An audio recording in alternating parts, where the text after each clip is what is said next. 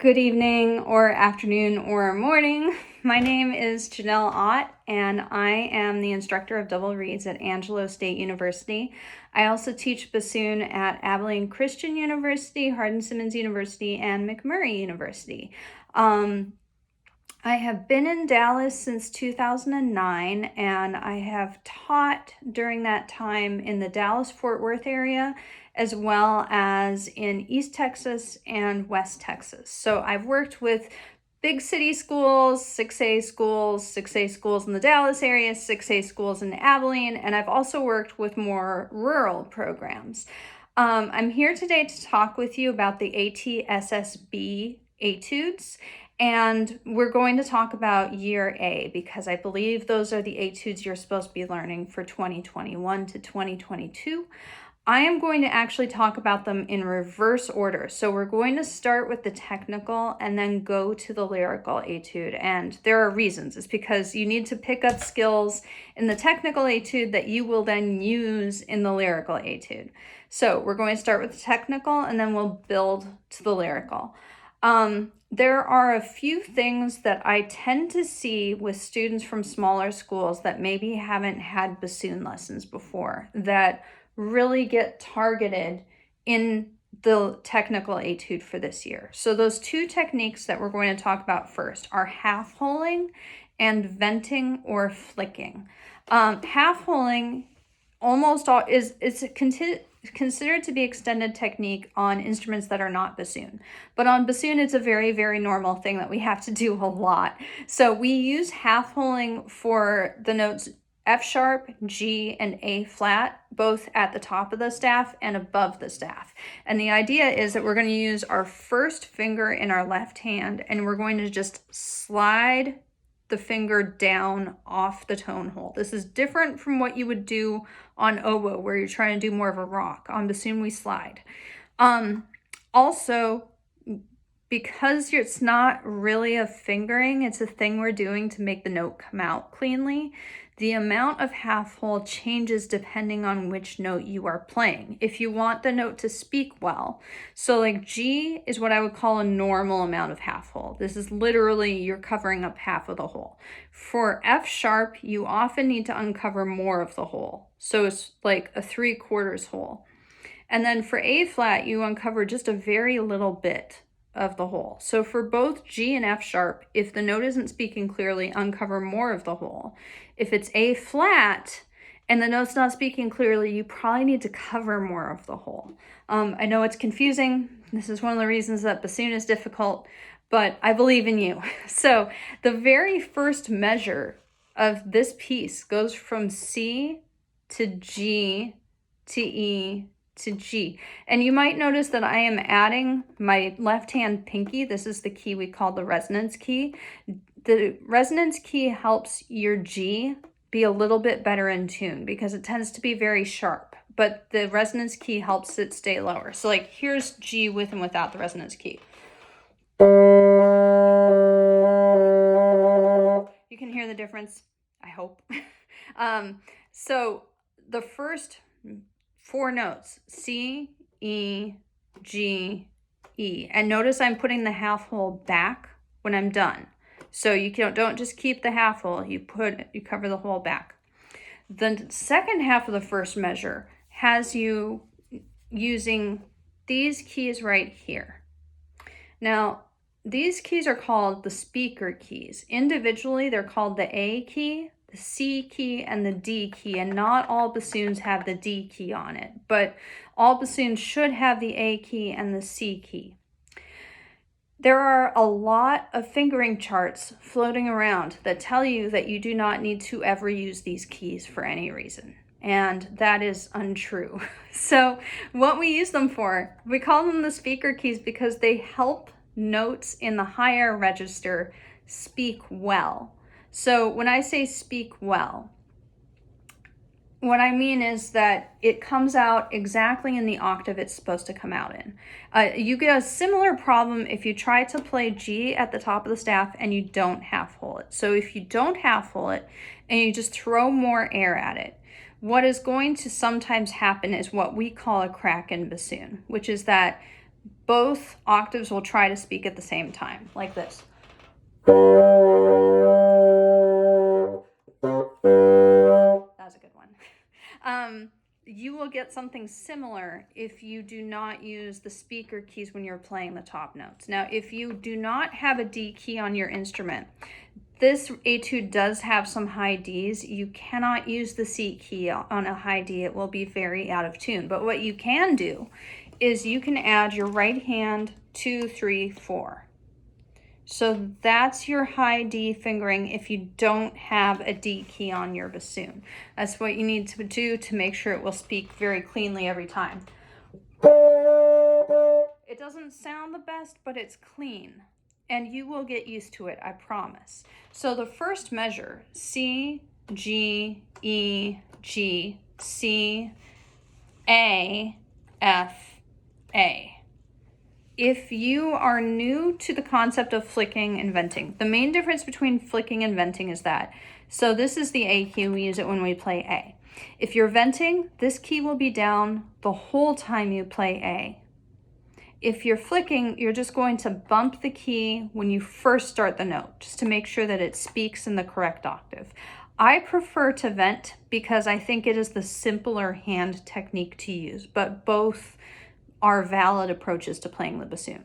If you're new to flicking and you're having a lot of trouble finding the key, I would suggest that you take either a sticker or a small piece of Scotch tape and put it on one of these keys, not all of them, one of them.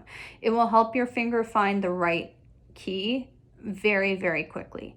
You can also use your peripheral vision to see where your left hand thumb is while you're playing. Okay, so other things to think about in etude, in the technical etude. Breathing is a problem. Those last 2 lines do not have any place for you to breathe. So you can do one of 3 things. You can take a huge breath before the second line starts and get through the rest of the piece. You can sneak a couple of breaths in between notes. Or you can plan to leave a note out altogether and breathe during that time. I think any one of those options is good as long as you plan it ahead of time. Don't just wing it. That's not going to work well for you, because when you get into a performance situation, you will try to not breathe. You will try to do the whole thing without breathing once, and that will not work.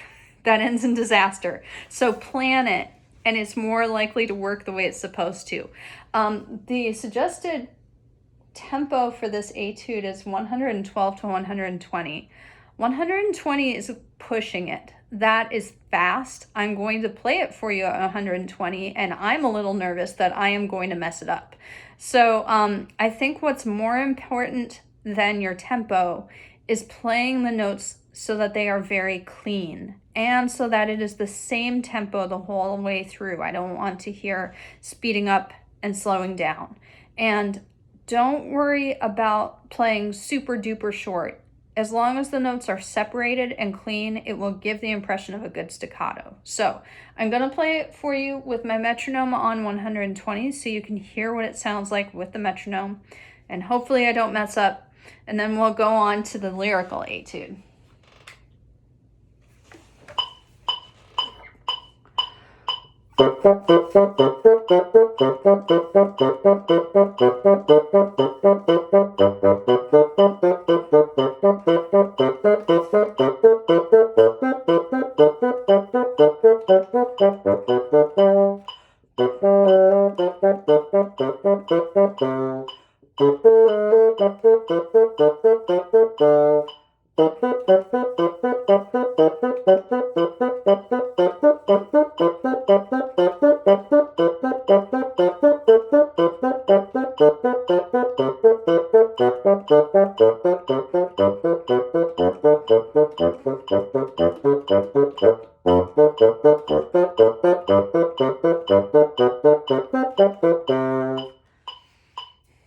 Okay, so I messed up once. I'm sorry. But I haven't been working on these for very long. I started working on them today. Okay, so that's the technical etude. For the lyrical etude, they want you to do the last 3 lines of etude number 15.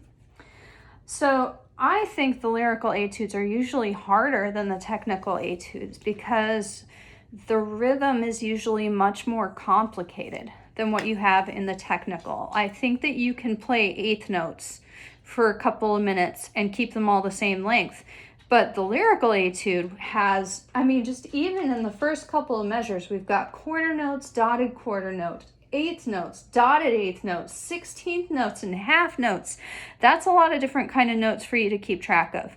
The other thing about lyrical etudes is because they tend to move more slowly, your pitch becomes more important. In other words, if you're out of tune, I have longer to hear it and notice and think about it. And this piece is in the key of D minor. Now, D minor is tricky for bassoonists for two very specific reasons. First of all, D in the staff is a note that feels in tune when we play it, but it tends to be sharp, often very sharp, if you're not paying attention. Working on pitch is a long-term commitment when you play bassoon. Sometimes it's easier to match a drone than it is to just make yourself play in tune. If you're having a lot of trouble getting your pitch down, what I would recommend is take the reed off your bassoon and try to crow a concert E flat. So here's E flat on the bassoon. Here's E flat on my reed.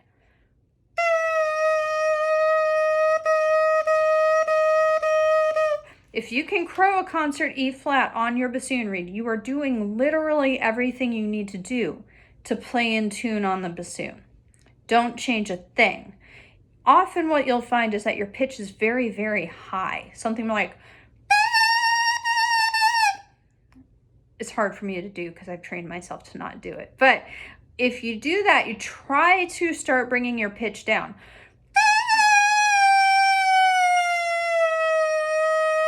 If you can't get it down to E flat, that's fine. Just get it down as far as you can. If you can't get it to move down, try to work some flexibility in, like move up and down, just like what you hear the brass players do on their mouthpieces.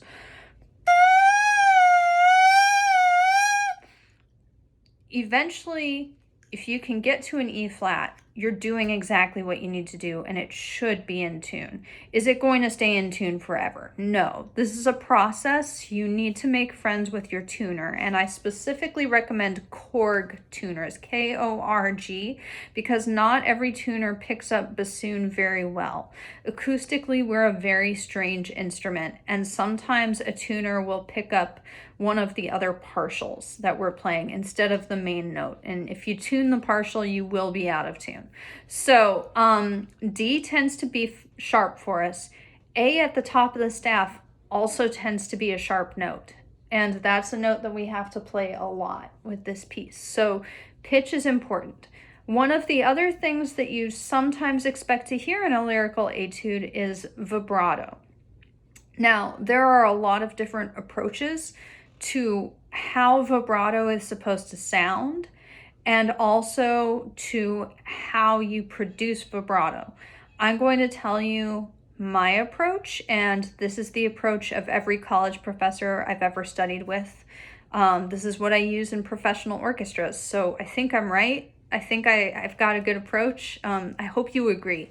So here's how I teach vibrato. The first thing you're going to do is you're going to take your hand and you're going to put it about 6 inches in front of your mouth. And you're just going to pulse some air onto your hand. It should sound kind of like this. You should feel distinct bursts of air. If you do that and then you play a note, let's just do D. That gives you a pretty good bassoon vibrato. Now the problem becomes replicating it and controlling it. So when you play with bassoon vibrato and it's produced by your air, that is also how we control our pitch. So it's very important that you first are able to play in tune with a tuner with no vibrato. Once you do that, I have an exercise that I really like to use, and let me grab my tuner from the other side of the room. So I like to put my metronome on quarter note equals 60. And I'm going to play a note, and on every pulse, I'm going to do a very severe, very fast, very short crescendo and decrescendo. So it'll sound like, kind of like when a mosquito is coming in for a landing around your head and drives you. That's kind of what you're trying to sound like. And you're trying to do it without your pitch moving on the metronome. So like, here's an example.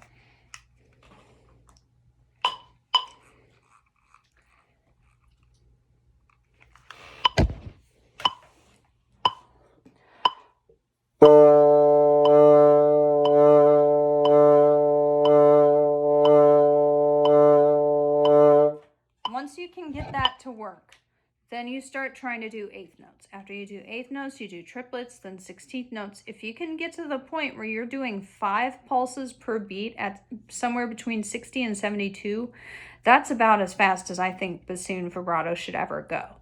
If it goes too fast, it stops sounding musical. So when trying to learn vibrato, make sure that your tuner is always on, so that you can control your pitch from going too sharp.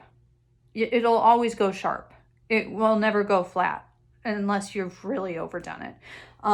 So the other thing for you to really think about with this etude is the difference between a dotted quarter note and a dotted eighth note, because in some measures you will have a dotted quarter note, and in other measures you will have a dotted eighth note. So with that being said, I'm going to go ahead and play the lyrical etude for you, and I'll do it with the metronome on at the maximum tempo. So this is 80 for the quarter note.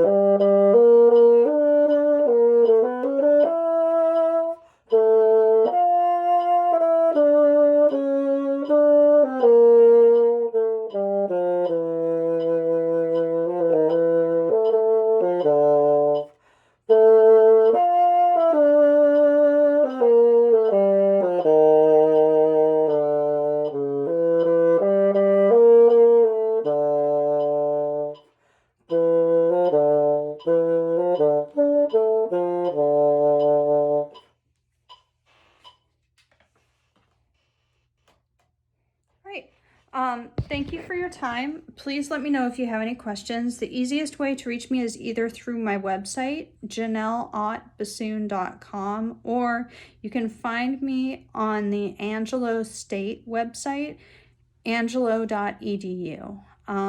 Good luck. I'm sure you're going to be great. You can do this.